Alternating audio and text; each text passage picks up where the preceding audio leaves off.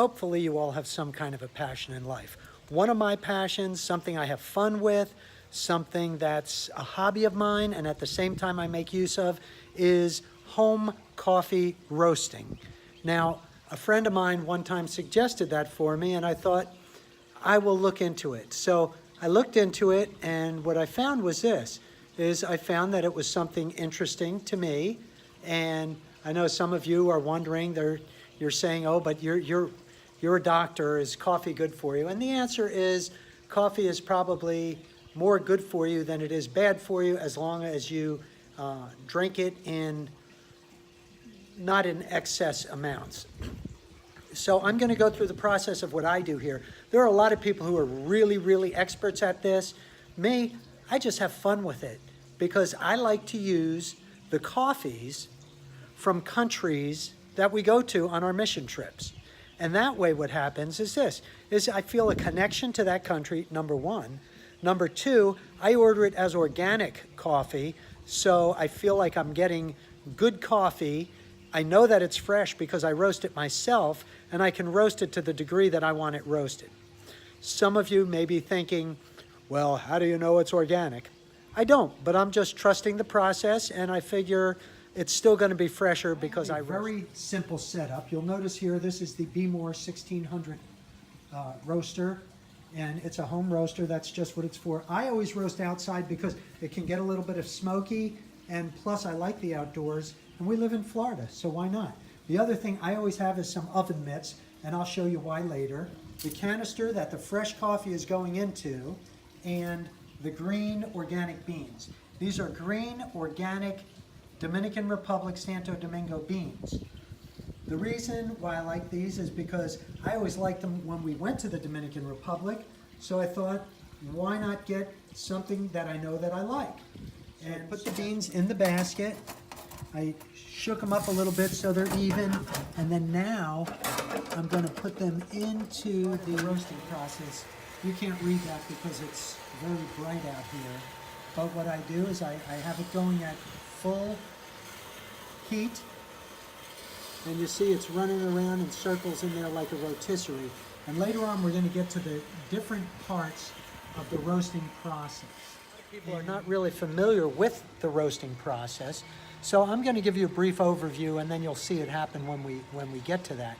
It's going to take quite some time for the beans to get up to the right heat. Once they get up to that heat, they'll go from green to kind of a goldish color.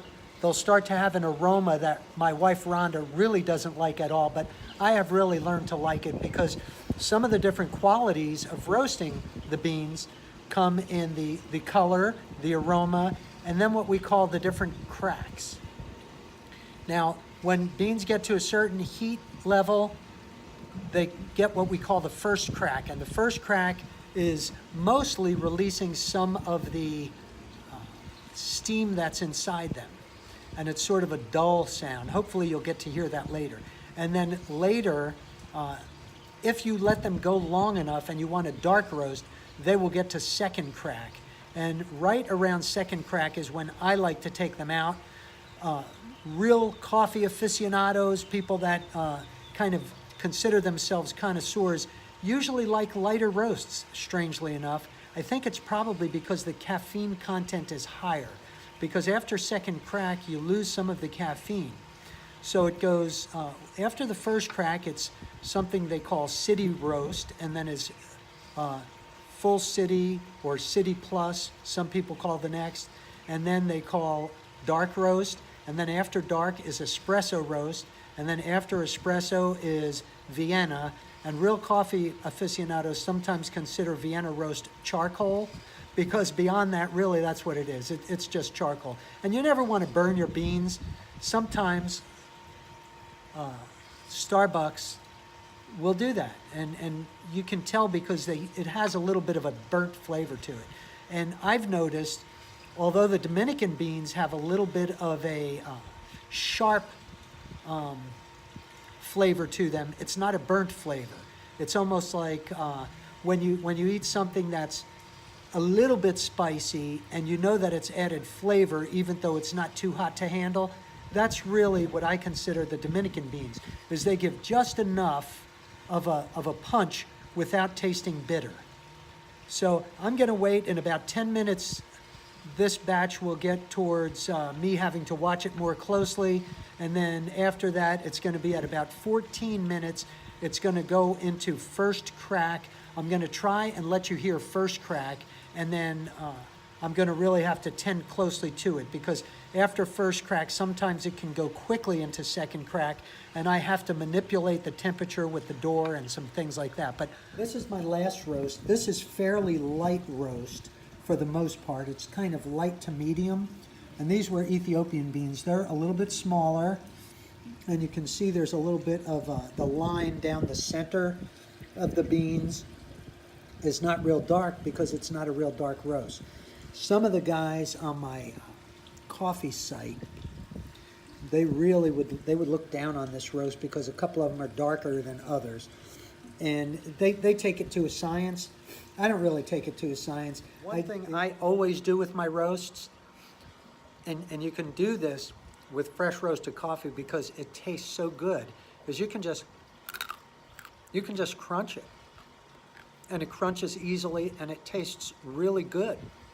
And it's not like if you have store-bought coffee and you try to do that, it usually is not really fun, but this is fun. These have been roasting for about 6 or 7 minutes so far. I just checked the roasting temperature. It's up to about the internal temperature of the oven right now is at about 257 degrees. Started out at 129 is what the heating element started out as. So it went from 129 after just a couple of minutes. Now it's up to 257. So I'll keep you posted. Another reason I like to roast outdoors. It's very relaxing. I can listen to the waterfall in the pool and enjoy the sunshine. Sometimes it's a little bit cooler, and that kind of changes a little bit the roasting process. But right now there's a nice breeze, and in honor of the fact that I'm doing Dominican beans, I'm wearing my Dominican Republic t-shirt. It's been roasting now for about 12 minutes. I just checked the temperature and it's up to 291. Usually at about 310 to 315 is when most of my beans start popping. I do this, but I pulled them out quickly halfway through the roast so you could see how they've gotten golden from the green. First crack is starting. I don't know if you can hear it, but listen closely.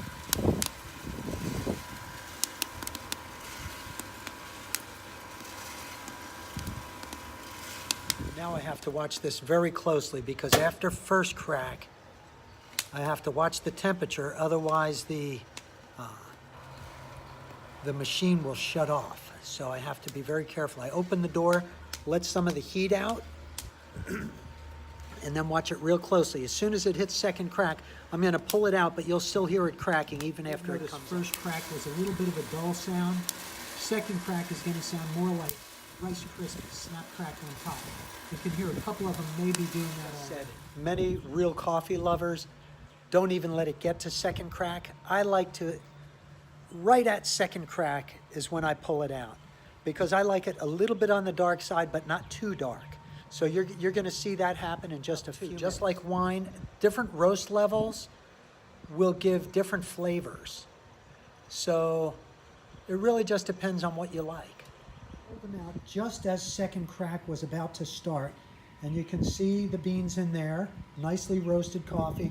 I'm going to go take them out, shake off some of the chaff, and then I'll show you what it looks like at the end. You can still hear a little bit of the second crack. It's a sharp, like a snap crackle. And there you have them. Fresh roasted coffee beans. And if you think they look good, they crunch well, and they make an incredible cup of coffee.